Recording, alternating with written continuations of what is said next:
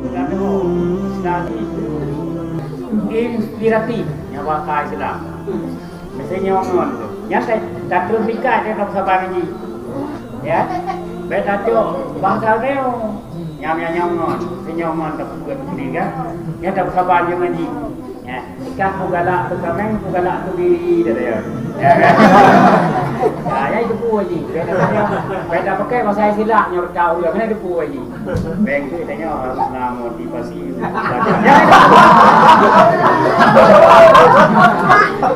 Yang tanya nama. Motivasi. Ya ni bro kerau. Ya. Kita yang benar dan namanya kerau. Anak nyambung. Ya, luar jangkauan ya tak. Ini luar jangkauan yang nyanda berapa ni. Jadi kalau ulang kerayu gitu. Yang ini tinggal dong kan. Punya abu di semua. Ya, abu di Syria dengan. Pak balai hame. Nanti pak balai hame. Begini ya. Yang pada yang sok yang mana balai hame. Ulah hame karena ini bukan kamera ulah hame. Jadi kita semua dia ulah hame. Jadi mungkin kami orang kami kan ya barang kami yang flow ini kan orang kami. Jadi kami dulu olahraga. Ya, jadi mungkin itu juga tiga.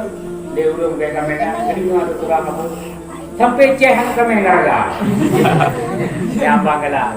Jadi karena dia udah sungguh kita heboh tahap, heboh tingkat dalam sungguh. Pun pegah dia kuliah anak mi yang madu. Yang surah ulang anak mi. Yang kuliah madu tu, yang surah ulang biasa, ulang kamali madu. Yang sama tu kusin dia, surah ulang kamali dah. Jadi berhebo kalangan terima ilmu yang tidak. Maka makna dia kaceh ni kami. Jadi bahawa beramai kami kaceh ni kami larga. Ya lagi. Jadi pure bermuka cara dia ni. Ya. Pertama kita cara untuk animenya kan benar rasa benci kita. Benar rasa benci kita. Jadi hana-hana itu memang dia. Bukanlah dia. Orang hana pure ketinggalan rumah dan tempat pure di dan beri negara negara.